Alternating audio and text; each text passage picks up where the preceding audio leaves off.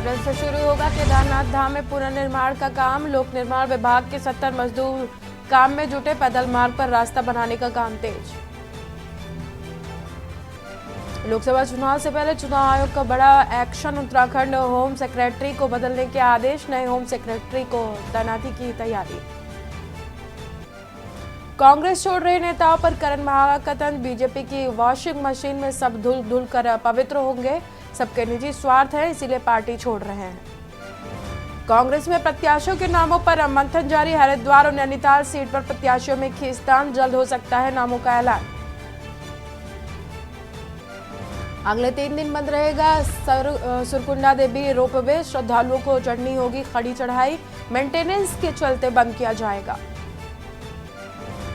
उत्तराखंड के gymnast UP में दिखाएंगे दम। 8 जिम्नास्ट यूपी में दिखाएंगे अपना दम। 20 से होगा आयोजन। आप देख रहे हैं के न्यूज, खबरों का सारथी। नमस्कार, मैं हूं आपके साथ सोनम सिंह और आप देख रहे हैं के न्यूज। वक्त हो गया है खबर उत्तराखंड का। रुक कर लेते हैं खबरों का। लोकसभा चुनाव की रणभेरी बज चुकी है, तो वहीं चुनाव आयोग ने तारीखों का ऐलान भी कर दिया है। उत्तराखंड में 5 लोकसभा सीटों पर पहले चरण में मतदान होगा। इसके तहत 19 अप्रैल को मतदान के बाद 4 जून को नतीजे सामने आएंगे। राज्य की 5 लोकसभा सीटों को जीतने के लिए भाजपा कांग्रेस ने पूरी तरह से ताकत लगा रखी है। हालांकि भाजपा चुनावी तैयारियों के लिहाज से काफी आगे है। इसके साथ ही भाजपा अपने विरोधी दलों पर भी नेताओं को शामिल करने के मामले में भारी पड़ रही है।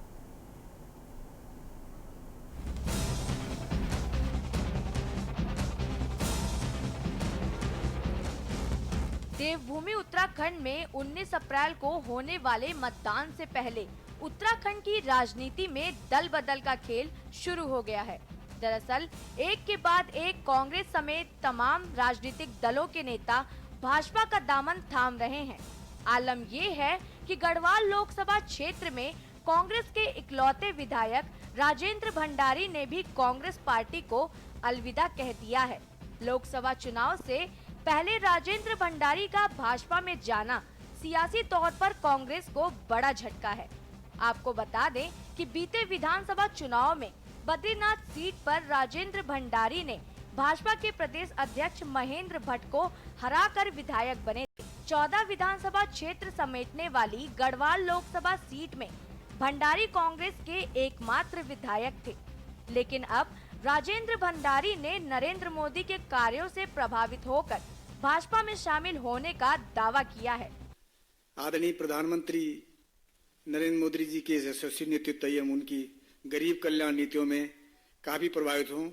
उनके नेतृत्व में पूरे देश में विकास की अविरल यात्रा चल रही है।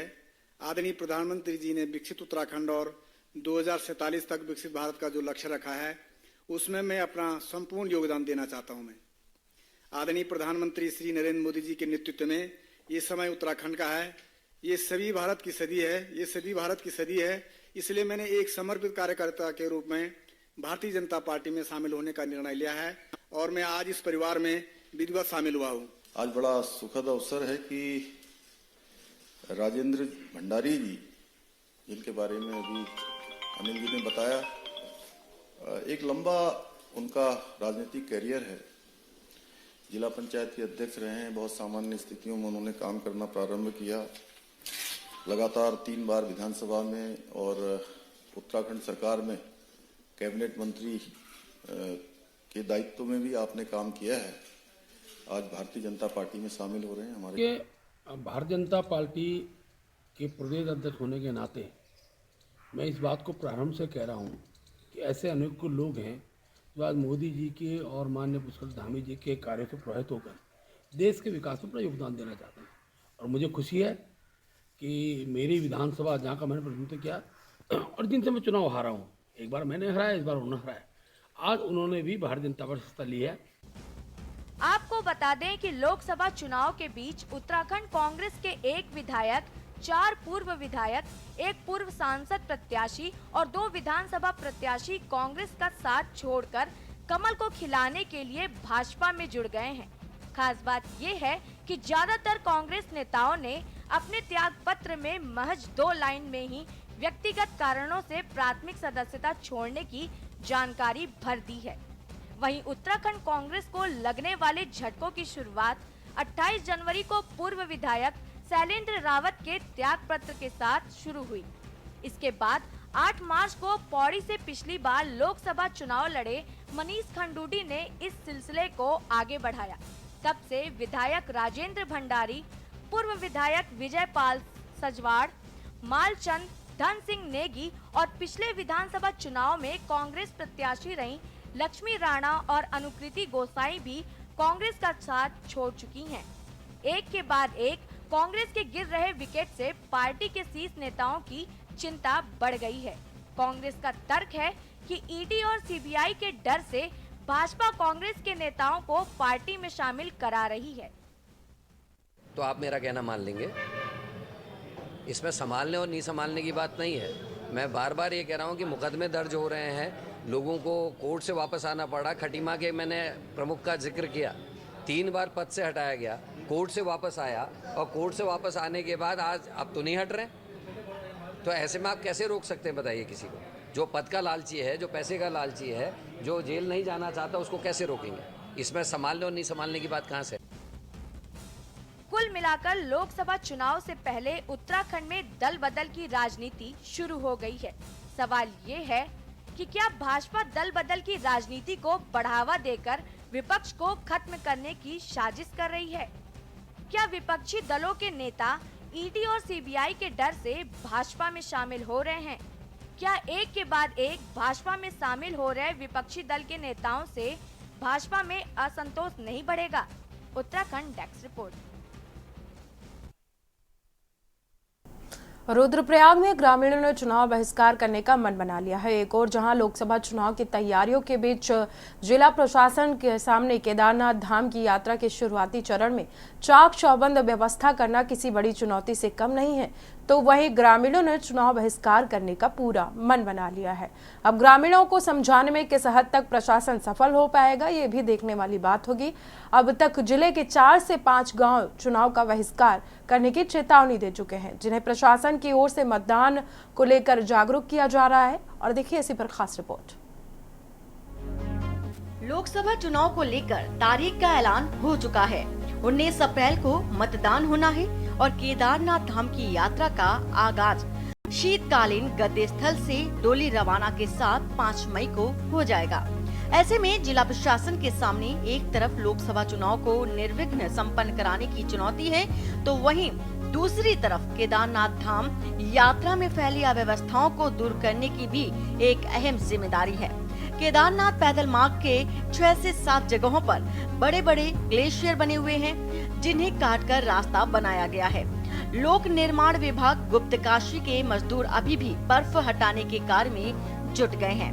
पैदल मार्ग से बर्फ हटने के बाद केदारनाथ पैदल मार्ग पर निर्माण कार्य शुरू हो जाएंगे और बर्फ से जिन जिन स्थानों पर रास्ता क्षतिग्रस्त हुआ है वही कार्य शुरू किया जाएगा। इसके बाद केदारनाथ धाम में दूर संचार, पेयजल, बिजली सहित रहने और खाने की समुचित व्यवस्थाएं भी करनी होंगी।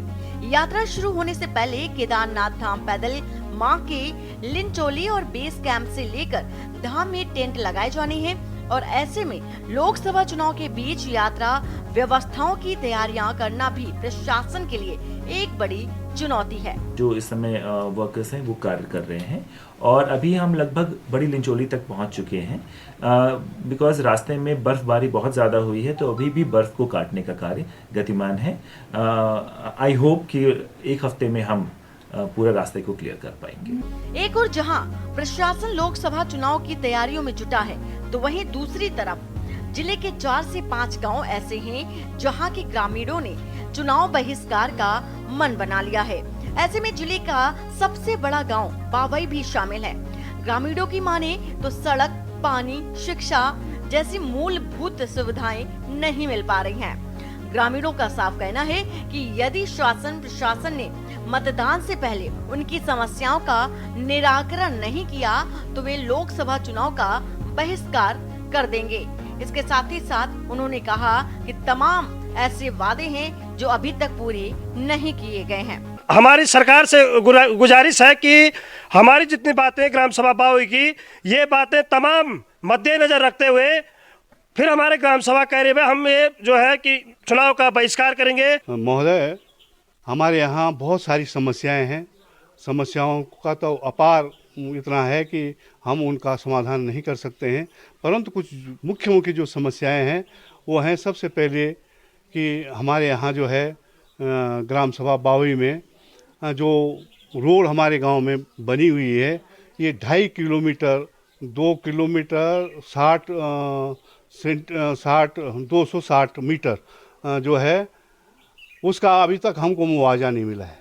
वहीं जिलाधिकारी सौरभ गहरवार ने कहा है कि जिन गांव में चुनाव बहिष्कार की बात कही जा रही है, वहां प्रशासन की टीमें जाकर के ग्रामीणों को समझाने का भी प्रयास करेंगी। सभी किसी भी गांव हैं, जैसे मेरे पास अभी 1-2 मामले ऐसे गांव के आए हैं जहां पे उनका ये प्रमुखता से कहना है कि रोड निर्माण नहीं हुआ है, इस कारण से वे अगर ऐसा होता है तो संबंध में एक्सीएन पीडब्ल्यूडी और जो सभी जैसे एक्सिट पीएमजीएसवाई हैं, इनको डायरेक्शंस दे दिए गए हैं, जिससे उन गांव वालों को भी ये बता दिया जाए कि अभी जो भी कार्रवाई है वो किस स्टेज पर है, फॉरेस्ट क्लियरेंस पर है या एडमिनिस्ट्रेटिव अप्रूवल पर है और कब तक उस पर कार्रवाई की जा सकती है, जिससे जो भी मेरे पास एप्लीकेंट्स आए थे वो उससे संतुष्ट होकर के गए।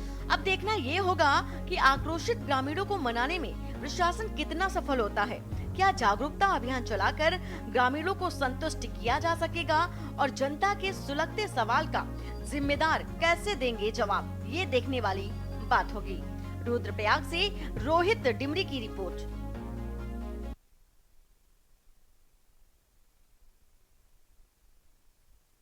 जिला निर्वाचन अधिकारी और डीएम नैनीताल ने आज लोकसभा निर्वाचन के लिए बनाए गए कंट्रोल रूम और एमसीएमसी का निरीक्षण किया है और सभी नोडल अफसरों की बैठक भी ली है।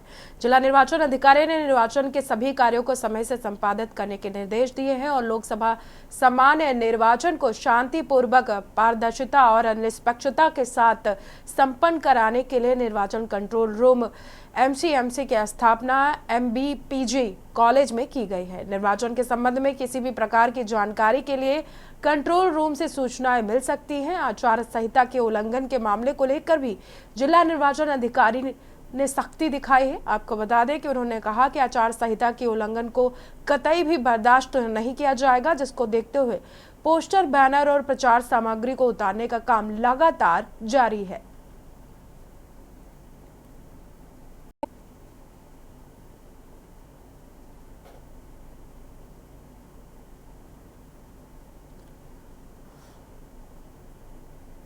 विभागों को, क्योंकि आदर्श आचार संहिता लागू होते ही सभी विभागों की परिसंपत्तियों से जो पोस्टर्स हैं, बैनर्स हैं, ये सब हटाने की प्रक्रिया शुरू हो जाती है। जो प्रचार सामग्री राजनीतिक दलों द्वारा लगाई गई होती है उसको हटाने की प्रक्रिया आरंभ हो गई थी। सभी जगह से ये चीज़ें हटा ली गई हैं। हॉस्पिटल्स का, क्योंकि 24 घंटे की रिपोर्ट चली जाती है कि सरकारी कार्यालयों से ये चीज़ें हटा ली गई हैं, उसके बाद हमने सभी हॉस्पिटल्स का एक बार फिर से रैंडम वेरिफिकेशन सभी AROs के माध्यम से कराया था। उसमें बेस हॉस्पिटल में कोई पोस्टर, बैनर लगने की शिकायत सामने आई है, नोटिस उनको दिया गया है। अगर कोई ऐसी शिकायत भविष्य में भी सामने आती है। खबर नैनीताल से, जहां पर नवनियुक्त कोतवाल हरपाल सिंह के कार्यभार ग्रहण करने के पश्चात पत्रकार वार्ता में कहा गया कि चुनाव स्वतंत्र और निष्पक्ष होने के साथ साथ शांतिपूर्ण ढंग से संपन्न करवाने के लिए आदर्श आचार संहिता की दृढ़ता से अनुपालन कराया जाएगा। लोकसभा चुनाव को लेकर पुलिस प्रशासन ने सभी तैयारियों को पूरी कर लिया है। आपको बता दें कि हरपाल सिंह ने कहा कि चुनाव आयोग के दिशा निर्देश के अनुपालन में विभाग के उच्च अधिकारियों द्वारा SC/ST और FST की टीमें गठित की जा रही हैं। आपको बता दें कि 24 घंटे चौकियों पर सघन चेकिंग की जाएगी। चेकिंग के दौरान दी गई सूचना पर उड़न दस्ता त्वरित कार्रवाई करेगा। चुनाव के मद्देनजर नगर में प्रवेश करने वाले वाहनों की चौकियों पर तलाशी की जाएगी। जो चुनाव आयोग की जो गाइडलाइन आई हैं उसके अनुरूप ही हमने कार्रवाई करनी है। फिलहाल हमारी पहली प्राथमिकता में सकुशल चुनाव संपन्न कराना है, निर्भीक रूप से और सकुशल रूप से चुनाव संपन्न कराना है। चौकियों में क्या अब आचार संहिता लग गई है और हमारे अधिकारी द्वारा चुनाव आयोग के निर्देशों में SST और FST का गठन किया जा चुका है।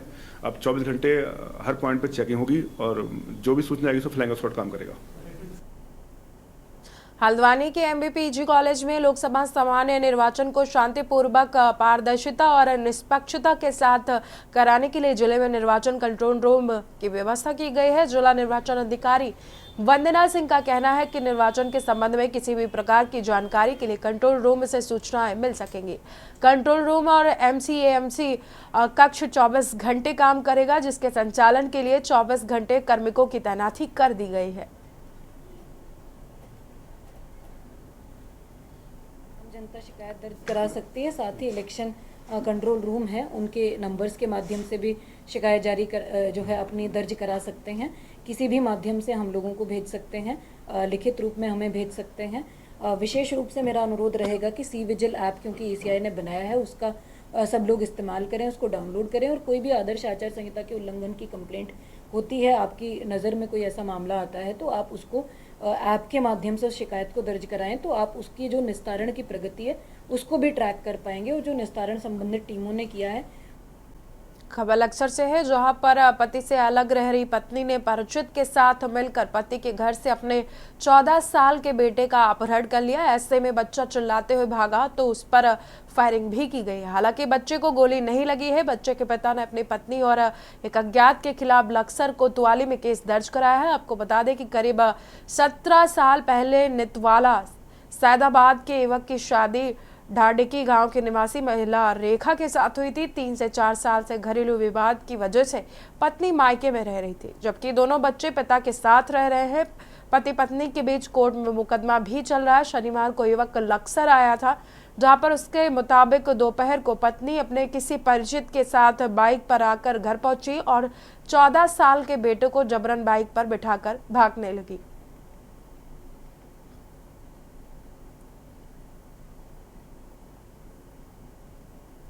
चल रहा था करीबन 4 से 5 साल पहले, 5 साल हो गए। तो अब पत्नी ने जो है एक आदमी के साथ, जो शायद बताया गया कि मेरठ का है, उसके साथ मिलकर एक साजिश रची मेरे लड़के को किडनैप करने की, और लड़का पूरी तरह से अगवा कर लिया तमंचे की नोक पर। तो वहाँ से राहगीर आ रहे थे, राहगीर आने लोगों को देख कर में लोग भागे। लड़के के साथ में काफ़ी मारपीट की गई और उसे जान से मारने की प्रयास से जो है तमंचा वहाँ पर उसके गर्दन पर ताना गया। और मैंने लक्सर कोतवाली को तहरीर दी है। पुलिस ने सभी संबंधित धाराओं में अब मुकदमा दर्ज कर लिया और जो पुलिस जो इसमें जांच कर रही है, सीसीटीवी फुटेज खंगाल लिए। हाल फिलहाल जो है अज्ञात व्यक्ति और मेरी पत्नी जिन्होंने मेरे पुत्र को अगवा करने की कोशिश की, तो उसमें जो है अब कार्रवाई कर दी। खबर नैनीताल से, जहां पर कूड़ा डंपिंग जोन मेट्रोपोल में लगे कूड़े के अंबार से आसपास रहने वाले लोगों को दुर्गंध का सामना करना पड़ रहा है। स्थानीय लोगों का कहना है कि पिछले 15 से 20 दिनों में यहां पर कूड़े का अंबार लगा हुआ है, जिसके चलते उनके घरों में रहना दूभर हो गया है। गर्मी बढ़ने के साथ ही कूड़े की तीव्र दुर्गंध उनके घरों में खाना पीना और रहना मुश्किल कर रही है। यहाँ लगा कूड़े का ढेर बीमारियों को दावत दे रहा है। स्थानीय लोग जल्द से जल्द इससे निजात दिलाने की मांग कर रहे हैं। आपको बता दें कि नगर पालिका छोटे वाहनों से डोर टू डोर व नगर में लगे डस्टबिनों से कूड़ा लाकर मेट्रोपोल स्थित कूड़ा डंपिंग जोन में एकत्र किया जाता है, जिसके बाद बड़े कूड़ा वाहनों से यहां एकत्र कूड़े को शहर से बाहर भेजा जाता है। लेकिन पिछले कुछ दिनों से पालिका के बड़े वाहनों में खराबी के चलते कूड़ा नहीं उठाया जा सका है, जिसकी वजह से आसपास के लोगों को परेशानी का सामना करना पड़ रहा है।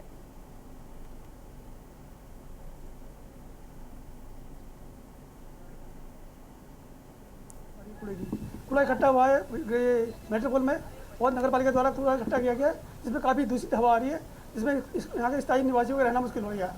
और काफ़ी 25 दिन हो गए इसको, और कोई इसका सुनने वाला नहीं है। जो जिम्मेदार लोग हैं वो उसका स्थायी समाधान निकालें।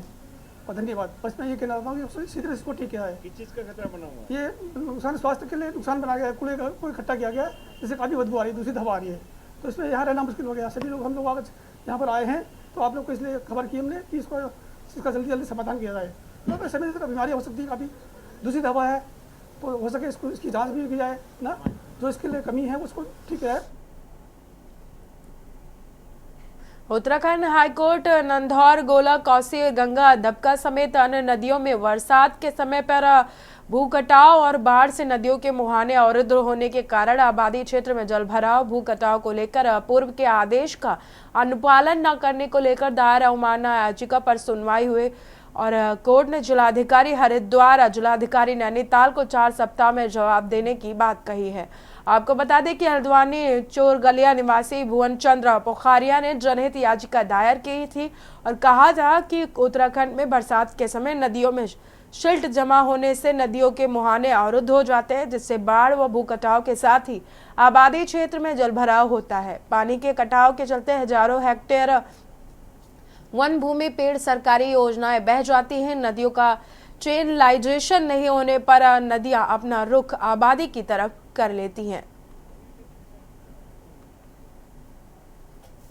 माननीय उच्च न्यायालय ने आज दैवीय और बाढ़ से बचाव की दशा में 14/2/2023 को माननीय उच्च न्यायालय प्रधान न्यायाधीश महोदय खंडपीठ ने एक आदेश पारित किया था 14/2/2023 को PIL 47 और 2022 चंदोला करके। तो उस पर जो है माननीय उच्च न्यायालय ने कहा था स्टेट गवर्नमेंट को कि आप जो है नदियों से जितनी भी नदियां आरक्षित वन क्षेत्र की हैं, इन नदियों में जमा मलबा, डिसिल्ट, इस सब को हटाइए और नदी को चैनलाइज कीजिए, नदी को उसकी बीचों बीच धारा में परिवर्तित कीजिए और भारी जनहानि से जो है जनता को बचाइए, क्षेत्रों को बचाइए।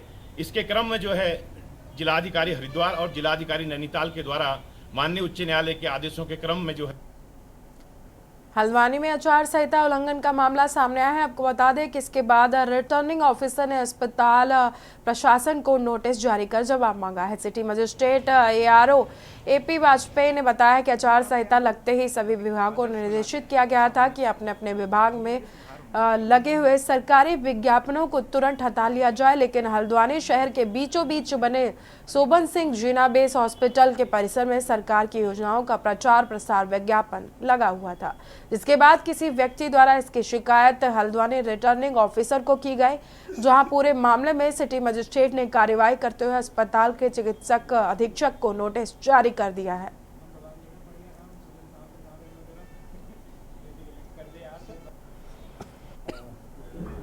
लोकसभा सामान्य निर्वाचन की घोषणा होते ही आदर्श आचार संहिता प्रभावी हो जाती है। इसी संबंध में विभागों को निर्देश दिए गए थे कि जो उसकी SOP है उसके तहत 24 घंटे के अंदर अपने परिसर से सभी प्रकार की जो सामग्री है जो प्रतिबंधित है उसे हटाए जाना है।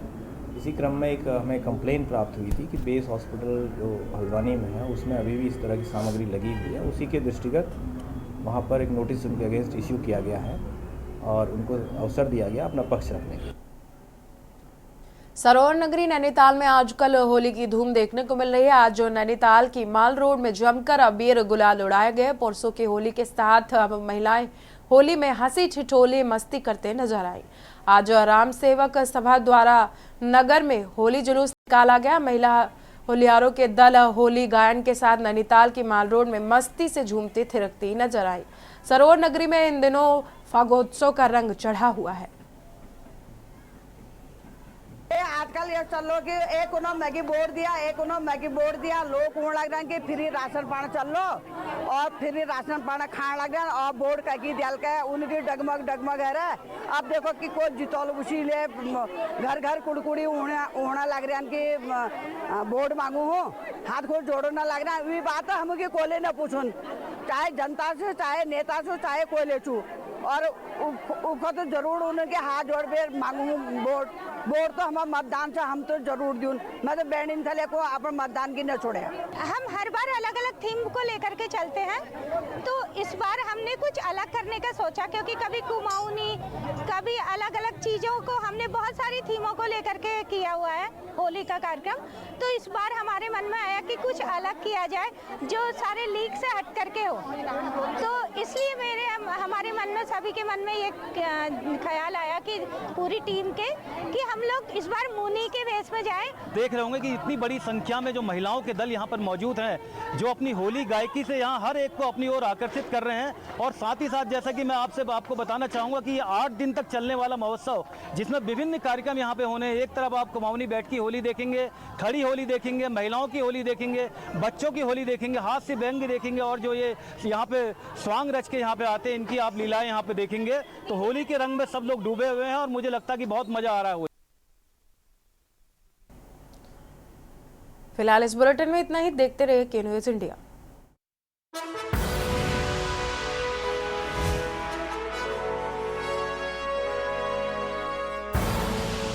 आप देख रहे हैं के न्यूज, खबरों का